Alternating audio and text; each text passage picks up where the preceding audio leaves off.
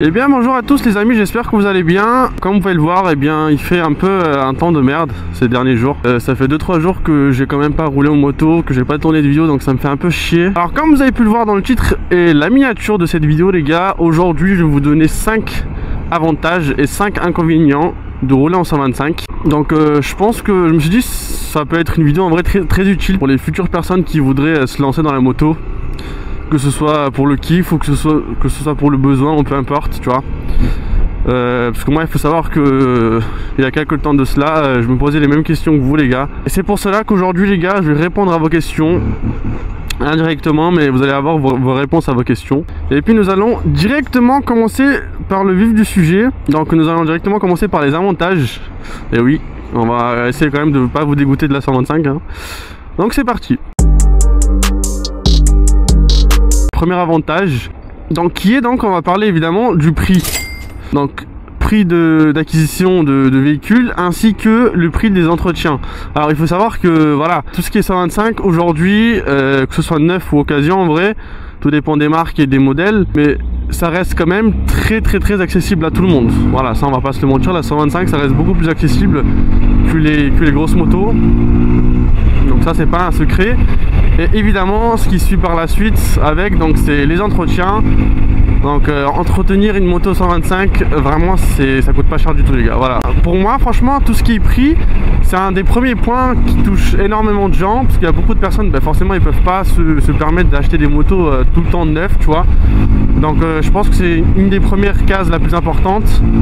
Et donc oui, c'est un avantage quand même qui est assez bien, parce que voilà, tout le monde peut se le permettre en soi. Et donc nous allons directement passer au deuxième point, qui est donc la consommation. Alors faut savoir que les 125 c'est très bien connu pour ça aussi. Une 125 ça ne consomme rien du tout, vraiment. Vous pouvez faire des kilomètres les gars tranquillement, ça coûte pas cher du tout aussi. Voilà, vous avez un réservoir qui est maximum de 20 litres, pas plus. Ça coûte rien du tout les gars, surtout que niveau consommation en fait. Voilà, en général hein, n'importe quel constructeur vous donnera entre 2,3 à 2,5 litres au 100. C'est rien du tout, vraiment. Encore une fois un avantage qui est quand même très intéressant quand même. Et donc nous allons directement passer au troisième point. Donc on va parler de maniabilité. Donc il faut savoir que la 125 c'est une moto, ce sont des motos plutôt faciles. Une 125 il faut savoir que c'est très léger. Du coup forcément qui dit léger dit maniable. Pour tout ce qui est débutant, si jamais vous êtes un débutant, vous allez voir les gars, n'importe quelle 125, vous allez voir que c'est très facile pour commencer. Et puis en fait c'est vraiment comme un jouet en fait. Genre c'est un petit jouet tu vois.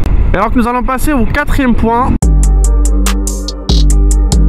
On va parler permis, ok. Il faut savoir que pour avoir une 125 les gars, il vous suffit d'avoir juste 2 ans de permis B. Et par la suite vous faites une formation de 7 heures qui vous coûte maximum 250 balles, tu vois. Et encore il y a des endroits où vous pouvez le trouver à moins cher. Mais voilà, encore une fois ça coûte rien du tout les gars, 250 € franchement pour pour avoir un permis pour pouvoir rouler en 125. Je pense que c'est vraiment donné pour le coup là, c'est incroyable. Donc je pense que ce point là ça sera un de mes points préférés je pense. Moi c'est ce que j'ai fait d'ailleurs hein. C'est avec mes 2 ans de permis que j'ai pu passer ma petite formation. Parce que franchement j'ai le choix les gars hein. J'ai même toujours le choix de passer mon permis A2 hein. Parce que j'ai quand même réfléchi avant de le faire, avant de faire ma formation. Et je me suis dit mais en vrai oui pourquoi pas tu vois. Genre moi j'étais excité sur le fait de vouloir rouler en moto. Et puis voilà, j'avais jamais touché une 125, c'était ma première fois. Du coup je me suis dit écoute c'est quoi franchement je vais le faire quoi tu vois. 7 heures c'est déjà d'une c'est rapide, il n'y a pas de code à faire, rien du tout tu vois. C'est pratique, voilà tu fais que genre franchement c'est une très belle expérience, surtout de passer la formation. Ça vous apprend toujours des choses. Donc oui pour moi c'est très pratique. En fait encore une fois genre ça rejoint le premier point qui est donc le prix. Encore une fois c'est très bien, au lieu de payer par exemple 1200 balles pour passer votre permis A2, là directement en ayant 2 ans de permis B, eh bien déjà d'une c'est beaucoup plus rapide, donc ça vous fait gagner du temps, et de deux c'est moins cher. Et donc le cinquième et dernier point, donc le dernier avantage, après il y en a plein d'autres les gars bien sûr, mais voilà moi je vous en donne 5 aujourd'hui. une moto très pratique en ville les gars, voilà. Une 125 c'est pas très gros, c'est pas lourd.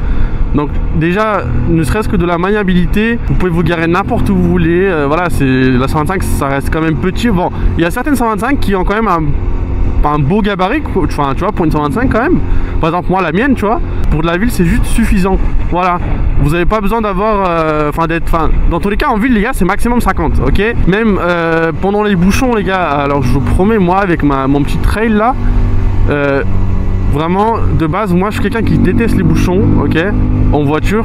Mais je vous promets les gars, genre vous allez penser, je sais pas si vous aussi vous êtes pareil, vous êtes comme moi, mais je kiffe les bouchons les gars en moto, c'est une dinguerie. Surtout en 125 c'est tellement facile, c'est tellement léger, genre c'est maniable de malade. Enfin genre c'est vraiment juste incroyable en fait. Donc nous allons finir avec les 5 petits avantages pour être en 125. Et donc là nous allons passer aux défauts. Alors vous allez voir, les défauts c'est pas vraiment des défauts de moto comme ce soit, hein. C'est vraiment genre une question de préférence et c'est une question de besoin aussi encore une fois les gars. Après voilà, il y a des gens qui passent leur permis moto pour le plaisir, hein. Enfin encore une fois c'est pas vraiment du besoin, c'est voilà, ils kiffent ça, c'est leur passion, donc forcément ils font ça, tu vois. Alors le premier inconvénient, c'est vraiment le plus classique les gars, qui est donc la vitesse maximale. Alors voilà, malheureusement en 125 vous serez limité maximum à 115, 120, c'est vraiment le max. Et encore une fois on sait très bien que bon 115, voilà, faire des longs trajets sur autoroute ça ne sert à rien, encore une fois c'est très chiant. Mais encore une fois, si vous faites que de la ville ou quoi, c'est pas vraiment un inconvénient pour vous. Et donc on va passer au deuxième point. On va parler de passagers. Alors, il faut savoir une chose, c'est que, et ça c'est une vérité les gars malheureusement, enfin même si vous allez me dire le contraire hein, pour certains, il faut savoir que les 125 c'est vraiment moins adapté pour les passagers qu'en permis à 2. Voilà, il faut savoir, ça c'est une vérité, voilà, je vous le dis. Moi quand j'avais ma Duke 125, voilà c'est une moto et puis pour ma passagère, donc ma copine, c'était vraiment un enfer. Ok, aller faire un petit tour en ville en 2-2 tu vois pendant 10-15 minutes ça va, mais après au-delà vraiment c'est horrible, tu vois, genre c'est pas confortable du tout. Après encore une fois attention, ça dépend du modèle de moto que vous avez. Moi par exemple avec ma Tabor, donc avec mon trail, avec mon petit top case derrière, moi elle est très à l'aise. Enfin au début c'était pas trop ça tu vois, mais ça va, c'est mieux que la Duke en tout cas. Mais encore une fois voilà, tout dépend en fait. Si vous faites des longs trajets, encore une fois la 125 ça va vraiment être un inconvénient de baiser, parce qu'à 2 vraiment c'est invivable. Je vous promets les gars, faire de la route, de la longue route en 125 c'est vraiment en vrai, vas-y c'est dur tu vois. Genre c'est pas comme en étant en grosse moto, tu vois, quand t'es sur une grosse moto là c'est différent. Déjà d'une ça va plus vite, tu forces moins ton véhicule, enfin tu vois, tout est plus fluide en vrai. Mais bon, donc nous allons directement passer au troisième point. Donc le troisième point qui est le confort limité pour les longs trajets. Alors ça rejoint un peu le deuxième point du coup. C'est pareil, bon, on parle de confort hein, encore une fois. Il faut savoir que oui, c'est vrai qu'en fait quand on fait de la longue route avec une 125 c'est pas toujours très agréable, c'est pas toujours très confortable. Moi il faut savoir qu'avant avec ma Duke 125, je prends encore une fois l'exemple de la Duke hein, parce que j'ai récemment fait un petit road trip avec ma petite Tabor, j'étais encore en rodage. J'ai trouvé que ça allait bien en fait, parce que quand je compte, j'ai fait quand même 3 à 4 heures de route, je crois 5 heures de route. J'ai fait aller-retour Nice, Saint-Raphaël, parce que en fait je suis plutôt bien assis. Ouais, c'était plutôt agréable, c'était pas si chiant que ça. Après je pense que j'aurais été avec un roadster ou une sportive, ça aurait été différent quand même. Mais oui, encore une fois, le confort en 125 c'est pas très top. Voilà, on va pas se le mentir, c'est pas top. Et donc là on va parler d'image et du statut de la 125. Alors qu'est-ce que je veux entendre par là? Eh bien on va comparer ça au gros cylindré. Alors certes il y a beaucoup de personnes, donc après je peux comprendre hein, tu vois, ça peut plaire à certains et pas d'autres. Il y a beaucoup de personnes qui ont une mauvaise image sur les 125. Voilà, parce qu'il y en a souvent qui disent ouais les 125 c'est pas des motards, parce que ça avance pas, machin. Bon, ça encore une fois c'est pas vraiment un inconvénient de fou baiser, parce qu'en vrai si vous en battez les couilles de la vie des gens, c'est très bien, continuez à faire ça. Mais bon, ça peut être un frein pour certains, Voilà, parce que si vous écoutez ce que les gens vous disent, les gars, forcément, ça peut être un inconvénient pour vous.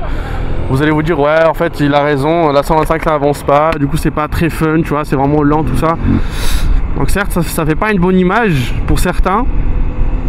Mais bon, si vous êtes quelqu'un comme moi qui s'en bat les couilles de la vie des gens, pour moi, une moto, tant que c'est une moto, pour moi, ça reste une moto, tu vois. Que ce soit une 50, que ce soit une 125 ou plus gros, tu vois, pour moi, ça reste une moto. Voilà, c'est pas parce que c'est une 125 que tu peux pas avoir de sensations, que tu peux pas t'amuser, que c'est pas fun, tu vois. Au contraire, moi, je trouve que c'est vraiment des grosses bêtises, les gens qui disent ça. Donc, en fait, non. Donc là on va parler de performance. Alors c'est vrai que ça reste une 125 les gars, il faut pas lui demander grand chose. Donc 15 chevaux c'est pas non plus voilà quoi, tu vois. Donc là on va parler de performance. Donc c'est vrai que les 125 c'est beaucoup moins performant sur des terrains un peu variés, du genre les pentes, tu vois, les grosses pentes, les autoroutes, tu vois, les voies rapides. Certes c'est beaucoup moins performant, du coup des fois ça peut être un petit ça reste un inconvénient hein, certes hein, c'est vraiment la vérité, tu vois. Et ça reste un inconvénient quand même qui est assez majeur on va dire. Mais encore une fois les gars, je rejoins toujours cette phrase là, c'est ce point là qui est du besoin les gars, d'accord. Donc voilà, en tout cas ce sera tout pour cette vidéo. J'espère que j'ai été assez clair dans ce que je dis. Alors il faut savoir que c'est très compliqué de faire une vidéo comme ça en roulant. Donc j'ai essayé de faire au mieux. J'espère que grâce à cette vidéo j'ai réussi à vous faire voir le monde de la 125 d'une autre manière, d'une vision meilleure on va dire. Et puis j'espère que pour les futurs motards que vous auriez pu faire j'espère que vous avez pu faire votre choix plus facilement du coup. En tout cas c'est tout pour cette vidéo. N'hésitez pas à lâcher un petit commentaire, vous abonner, à liker. Et on se dit à la prochaine. Hein, ok? Allez. Au revoir mes petites pupus.